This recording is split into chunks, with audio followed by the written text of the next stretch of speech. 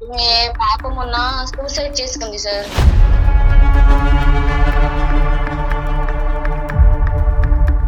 బయట ఇప్పుడు ఫోన్ల ద్వారా చాలా ఇదైతున్నారు. ఫోన్ అదే. వద్దు, నీ ఎడ్యుకేషన్ మొత్తం అయ్యాక నీకు ఫోన్, మంచి ఫోన్ నీకు నేను ఇస్తాను అని చెప్పాను.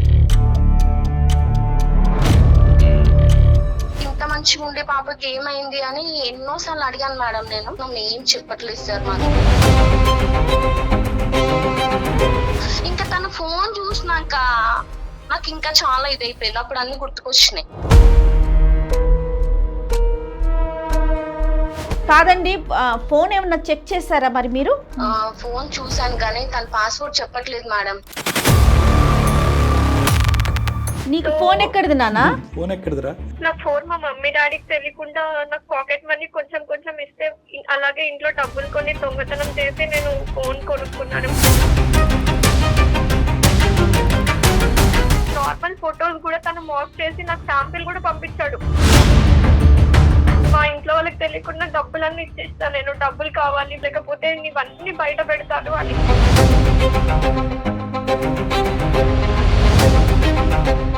లేదు సార్, నిజం చెప్పమ్మా స్నిగ్ధ. మా మమ్మీని అడగండి సార్ మీరు. అమ్మకి తెలియకే మమ్మల్ని అడిగిందిరా. అది నువ్వేమో వచ్చి చాలా ముందుకు వెళ్ళిపోయావు, దొంగతనాలు చేసేసావు, ఫోన్ కొనేసుకున్నావు.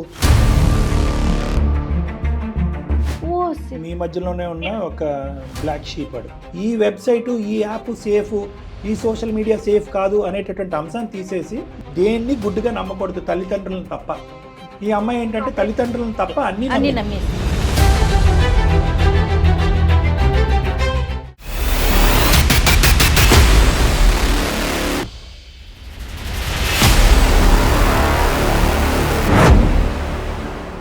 వేరికోస్ వెయిన్స్ కి సరైన చికిత్స కోసం సంప్రదించండి ఎవిస్ హాస్పిటల్. ఏవిస్ హాస్పిటల్ సమర్పించు అందమైన జీవితం కార్యక్రమానికి స్వాగతం. నమస్తే కళ్యాణ్ గారు. నమస్తే జయ గారు. కళ్యాణ్ గారు, లోకేశ్వరి అనే ఒక ఆవిడ మనకి మెయిల్ చేసిందండి. ఒక తల్లి బాధ, ఎంత బాధాకరమైన సిచ్యువేషన్ అయితే మాటల్లో చెప్పలేను కళ్యాణ్ గారు. నేను మీరే మాట్లాడదురు కళ్యాణ్ గారు. తప్పకుండా మేడం. నేను కాల్ ఏం పేరు మేడం? చేస్తాను. లోకేశ్వరి. లోకేశ్వరి. ఒకసారి కాల్ చేస్తానండి. Okay madam.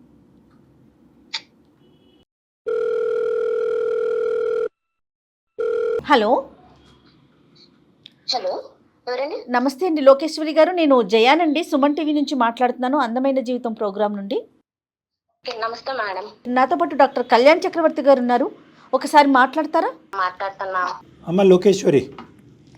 నమస్కారం సార్. నమస్తే అమ్మ. నమస్తే అమ్మ. ఏంటమ్మా సమస్య? ఎవరిది? సమస్య ఎవరిదో కాదు సార్, నాదే సార్ సమస్య. అంటే చెప్పమ్మా.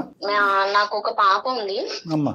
అయితే మా వారు బెంగళూరులో జాబ్ చేస్తారు, మేము ఇక్కడే ఉంటాము హైదరాబాద్ లో. ఎంత పాప అండి? పాప ఇప్పుడు ఇంటర్ మేడం. ఒకతే పాపనా? పాప ఒకతేనండి. మీరేం చేస్తుంటారు? నేను టీచర్ జాబ్ చేస్తున్నా మ్యామ్. అంటే మీ హస్బెండ్ వస్తూ ఉంటారమ్మా? అప్పుడప్పుడు వస్తూ ఉంటారు, వెళ్తూ ఉంటారు. సో పాప నేను ఇక్కడే ఉంటాము. పాప కేర్ టేకింగ్ అంతా మొత్తం అంతా మీరే చూసుకుంటున్నారు? అవును సార్. మరి ఇంకేంటమ్మా ప్రాబ్లం ఏంటి? పాప చెప్పలేని ప్రాబ్లం తెచ్చి పెట్టింది సార్ మాకు. అసలు ఎటువంటి సమస్య? పాప మొన్న సూసైడ్ చేసుకుంది సార్.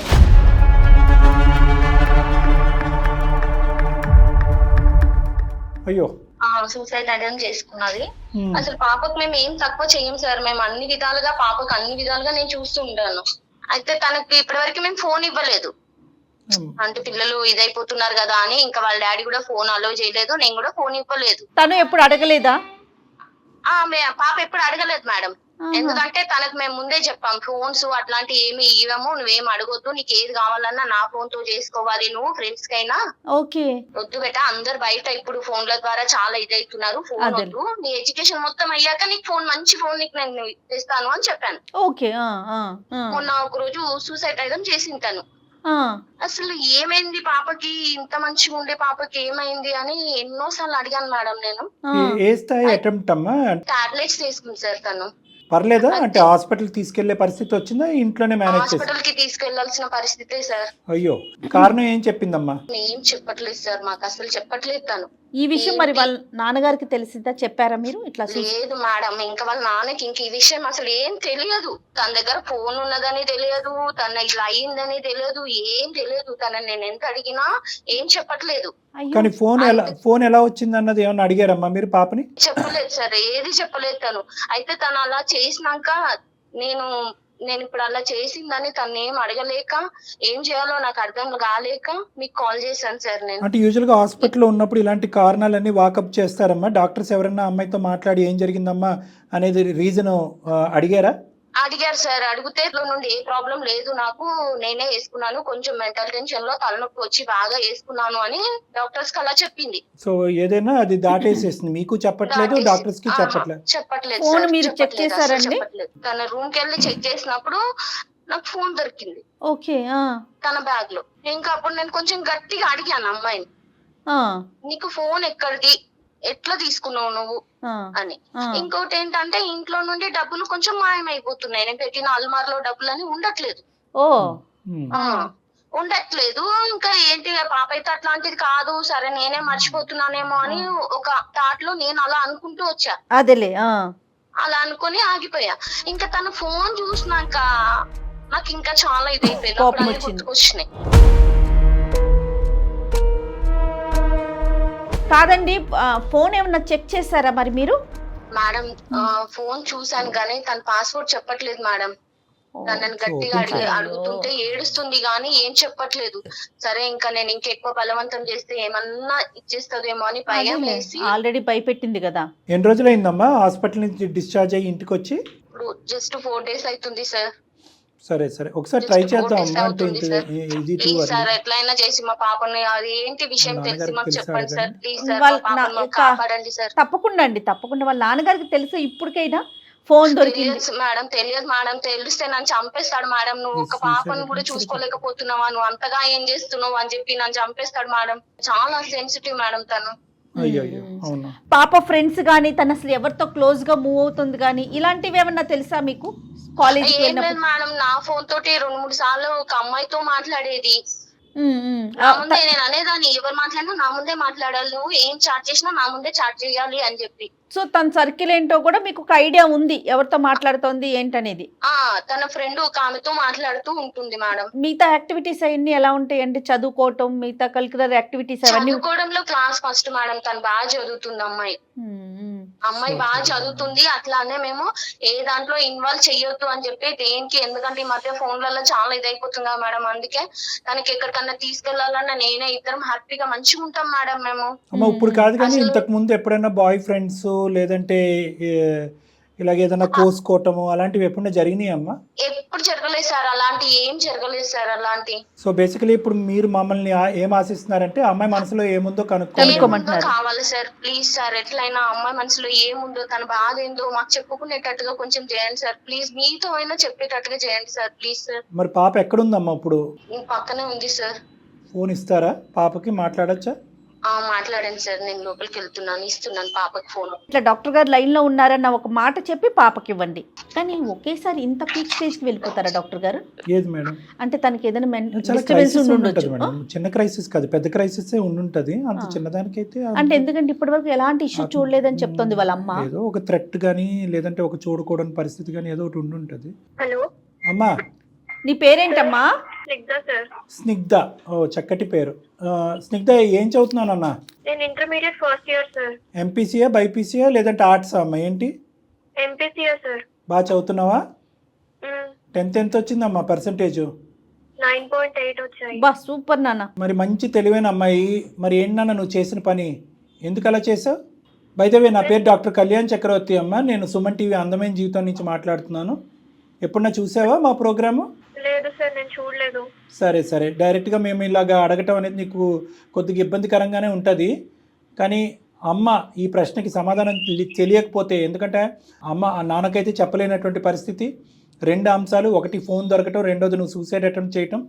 ఈ అంశాలు నాన్న వరకు వెళ్తే కనుక మీ ఇద్దరి పరిస్థితి చాలా ఘోరంగా ఉంటుంది అనేది అమ్మ భయం. ఏదేమైనా అమ్మ సింగిల్ హ్యాండెడ్గా డీల్ చేయాలి కాబట్టి నువ్వు కొద్దిగా ఓపిక చేసుకుని ఏమున్నా కూడా ధైర్యంగా. నాకు భయం వేస్తుంది సార్ మీతో మాట్లాడాలంటే. ఏమీ పర్లేదమ్మా, మీ ఫ్యామిలీలో ఒక మెంబర్గా నన్ను భావించు.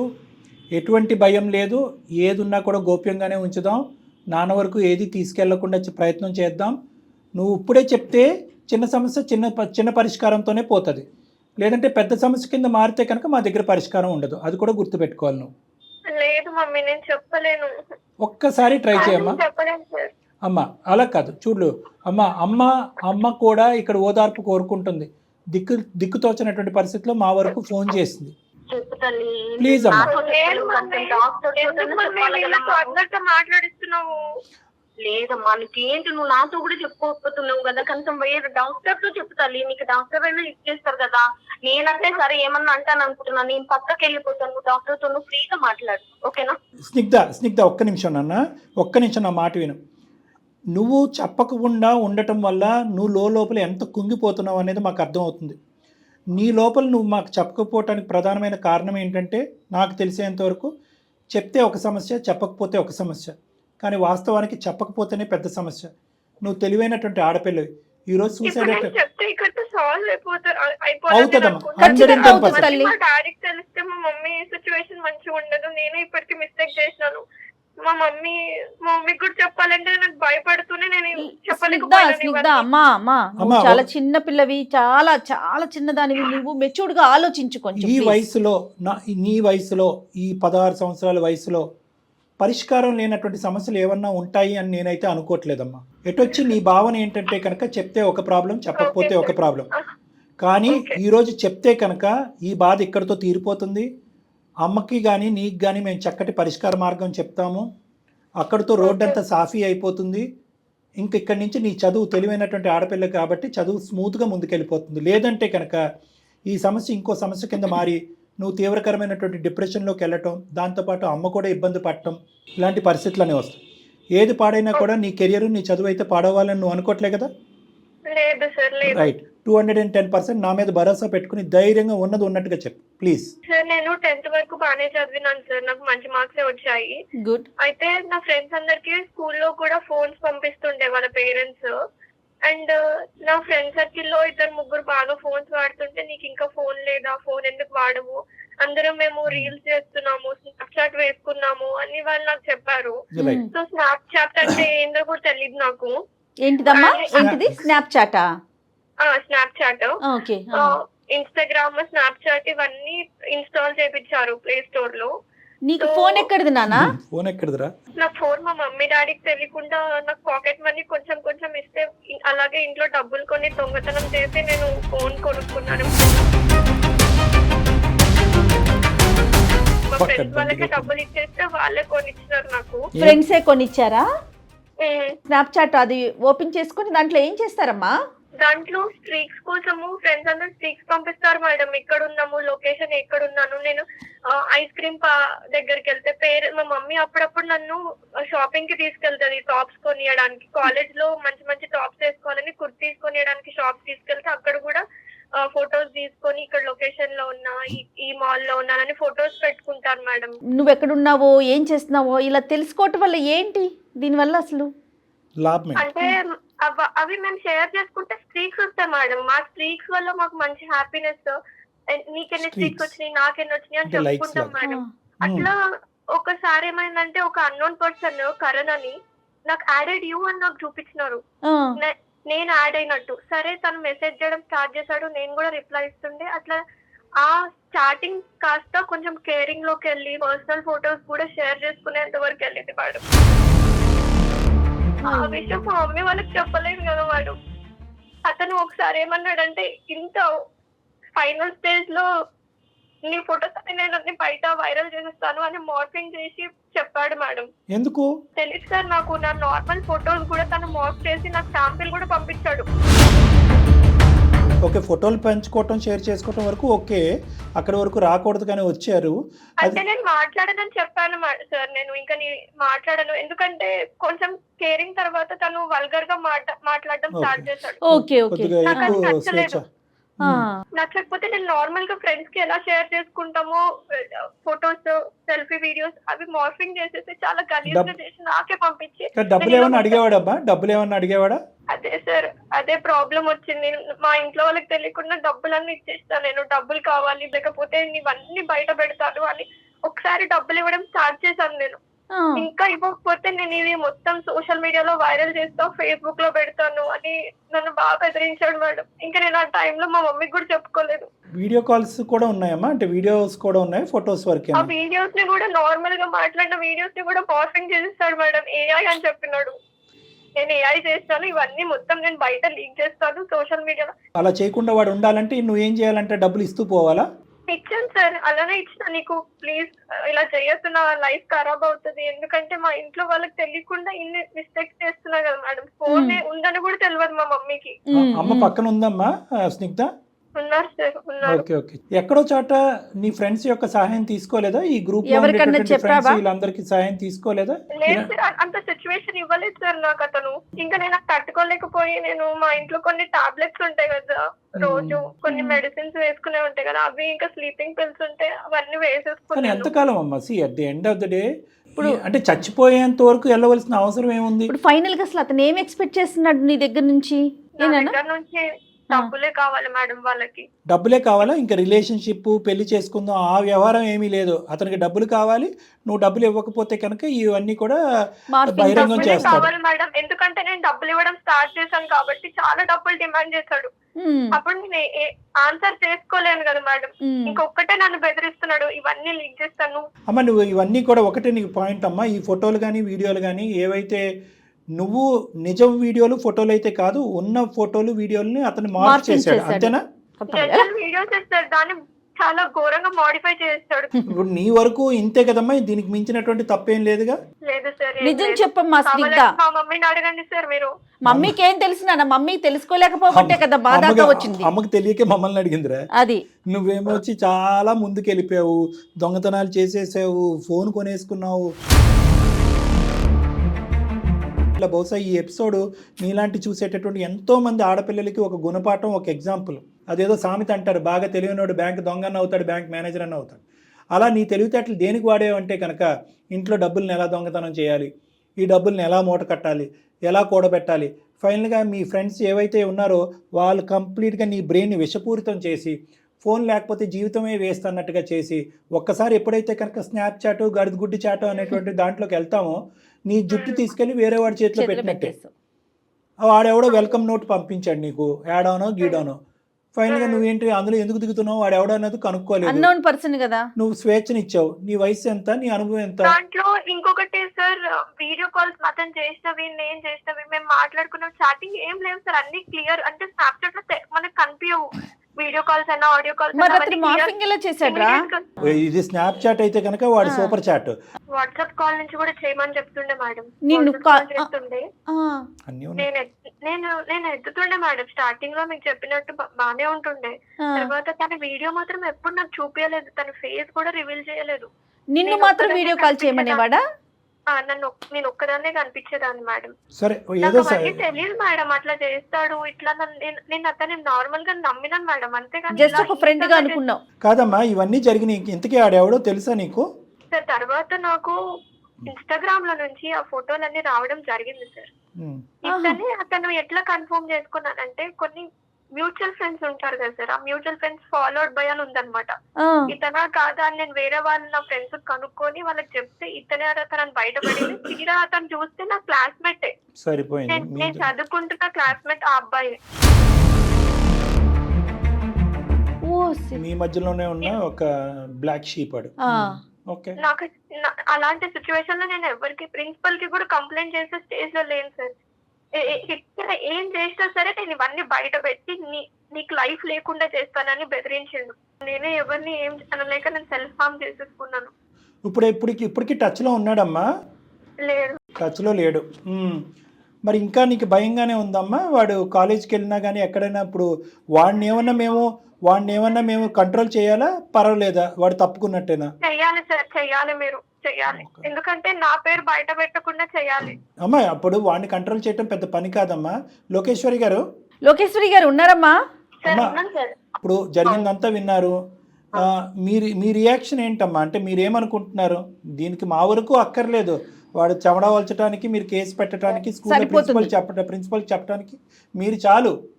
అవును సార్, ఆ విషయం తెలుసుకోవడానికే నేను మీ వరకు వచ్చాను సార్. ఇప్పుడు తెలిసిందా సార్, మన తాట తీస్తాను అసలు. ఎందుకంటే నా పాప ఎంత మంచి పాపని ఇట్లా చేసేసిండు వాడు. ఈ రోజు ఇట్లా చేసి ఇలాంటి పిల్లల్ని ఎంతమందిని ఇచ్చేస్తాడో వాడిని నేను కాలేజ్ కి వెళ్ళి ప్రిన్సిపల్ కి మరీ చూపించి నేను వాడిని ఫోటో తీస్తాను సార్. ఇప్పుడు వాడు మైనర్ అయ్యామ్మా, సో మేము కూడా డైరెక్ట్ గా వాడితో మాట్లాడటానికి వితౌట్ హిస్ పేరెంట్స్ పర్మిషన్ మేము కూడా అతనితో మాట్లాడకూడదు లీగలీ.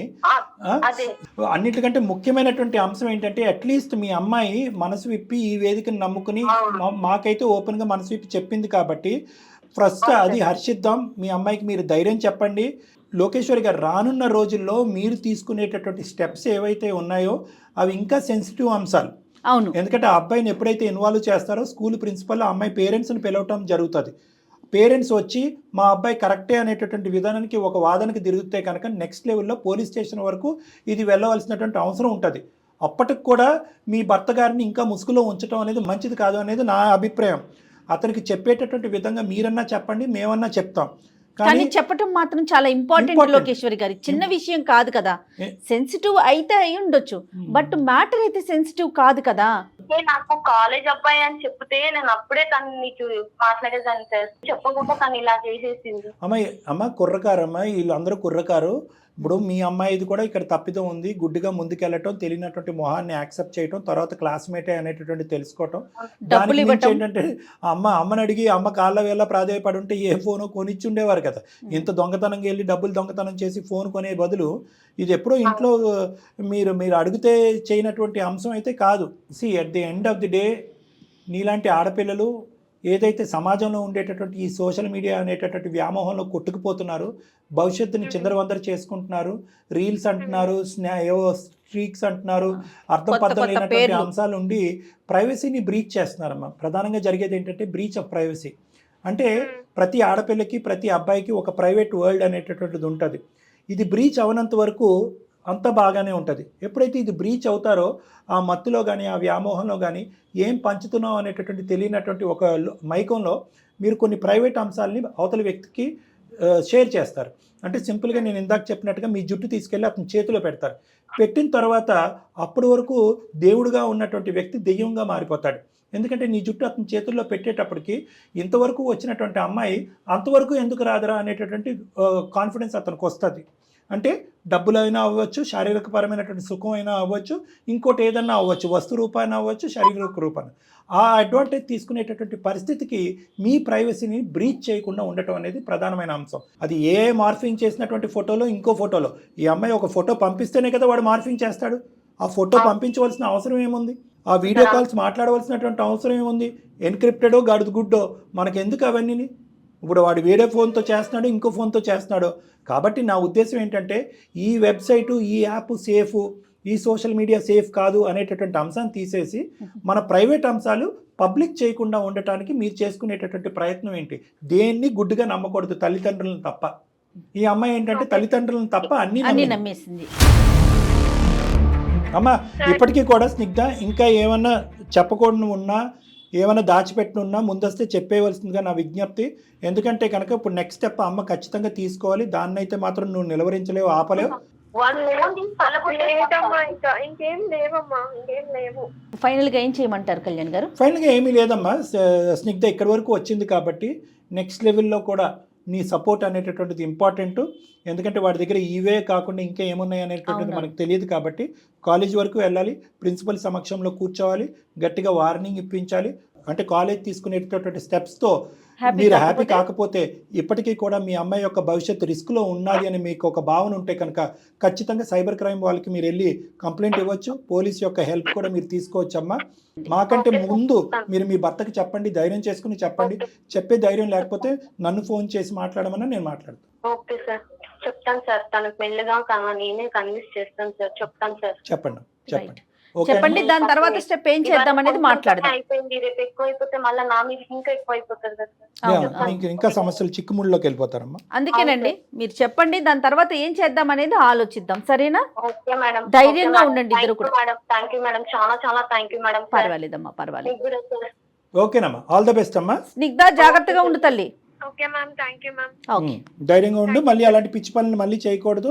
ఒకప్పుడు అలాంటి భయాలు ఆలోచనలు అలాంటివి ఏమన్నా ఉంటే కనుక హైదరాబాద్లోనే ఉంటారు కాబట్టి నా దగ్గరికి రండి.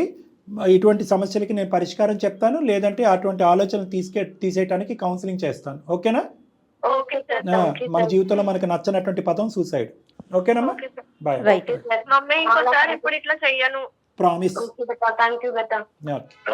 Good good good very good అమ్మా. ఈ వీడియోస్ చూసేటటువంటి తల్లులకు కూడా మనం చెప్పేది ఏంటంటే గోప్యంగా ఉంచవలసినటువంటి మనది ఒక కుటుంబం. అంతే తండ్రి స్ట్రిక్ట్గా ఉండొచ్చు, ఇంకో విధంగా ఉండొచ్చు, కానీ ఎందుకంటే ఇలాంటి పోరాటాలు చేయాలి, ఇలాంటి ఫైట్లు చేయాలి అంటే కనుక బహుశా మీ బలం సరిపోకపోవచ్చు. ఇక్కడ తల్లి తండ్రి ఇద్దరి యొక్క పాత్ర చాలా ఇంపార్టెంట్ అనేది చాలా కరెక్ట్ కళ్యాణ్. ఎందుకంటే ఇప్పుడు ఆవిడ మనకు ఫోన్ చేశారు లోకేశ్వరి గారు, మనకంటే ముందు భర్తకు చెప్పేటటువంటి ప్రయత్నం చేస్తుంటే కనుక ఇక్కడ వరకు కూడా అవసరం ఉండేది కాదు.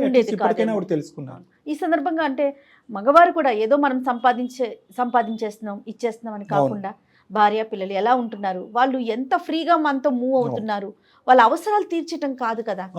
దేంట్లోనూ కష్టంలోనూ సుఖంలోనూ మేమున్నామనే ఒక భరోసా అటు నుంచి కూడా ఉండాలి, ఉంటే బాగుంటుంది అనేది ఒకటి మేడం. తర్వాత పిల్లలకి ఫోన్లు ఇవ్వాలా, ప్రత్యేకంగా స్మార్ట్ ఫోన్లు ఇవ్వాలా ఇవ్వకూడదా అనేటటువంటి అందరి తల్లిదండ్రులకి మన సుమన్ టీవీ వేదికగా, అందమైన జీవితం వేదికగా ఒక విజ్ఞప్తి. అసెస్ చేయండి, అంటే రిస్క్ అసెస్ చేసుకోండి. మీ పిల్లల యొక్క మనస్తత్వం అన్నీ అసెస్ చేయాలి. ఒకప్పుడు ఫోన్లు ఇచ్చినా కూడా ఎటువంటి ఫోన్లు ఇవ్వాలి, ఏ వయసు వరకు ఆ డబ్బా ఫోన్లు అంటారు కదా ఆ ఫోన్లు ఇవ్వండి. లేదు ప్రాజెక్ట్ వర్క్లు ఉన్నాయి అవి ఇవి ఉన్నాయంటే కనుక వీలైనంత వరకు మీ ఫోన్లు వాడుకునేటటువంటి విధంగా, మీ స్మార్ట్ ఫోన్లు వాడుకునేటటువంటి విధంగా, సేఫ్టీ గురించి ఆ చిన్న బటన్ ఫోన్లు వాడుకునే విధంగా ప్రయత్నం చేయండి. అది కాదు, లేదు తప్పదు, రిస్క్ ఇష్యూస్ ఉన్నాయి, ఫోన్లు ఇవ్వటం అనేటటువంటిది ఇంపార్టెంట్, అందరి పిల్లలకి స్మార్ట్ ఫోన్లు ఉన్నాయి అంటే కనుక వీలైనంత వరకు 16-17 సంవత్సరాలు వచ్చేంత వరకు ఆ స్మార్ట్ ఫోన్లు ఇవ్వకుండానే చూడండి. ఒకప్పుడు ఇచ్చేటట్టయితే కనుక దయచేసి మానిటరింగ్ సిస్టమ్ పెట్టుకోండి. జిగ్జాగ్ లైన్లు, ఇలాంటి పాస్కోడ్లు, అలాంటి పాస్కోడ్లు ఉండనటువంటి పక్షంలోనే మేము ఫోన్ మీకు ఇస్తాము, మీ ఫోన్లు యాక్సెస్ మాకు ఇవ్వాలి అనేటటువంటి రూల్ అయితే మాత్రం కామన్గా ఫ్యామిలీలో పెద్దవాడికి చిన్నవాడికి అనేటటువంటి విధంగా కాకుండా అందరికీ ఒక రూల్ పెట్టుకోండి. మీకు ఎప్పుడైతే పూర్తి స్థాయిలో నమ్మకం వస్తుందో, మేము మానిటరింగ్ చేయాలని అవసరం లేకుండానే ఫోన్లు పిల్లలు జాగ్రత్తగా వాడుతున్నారనే నమ్మకం వస్తుందో, అప్పుడే వాళ్ళకి ఇంకో లెవెల్ స్వేచ్ఛ అనేటటువంటిది ఇవ్వటం అనేది జరుగుతుంది. రైట్. నమస్తే కళ్యాణ్. నమస్తే జగన్.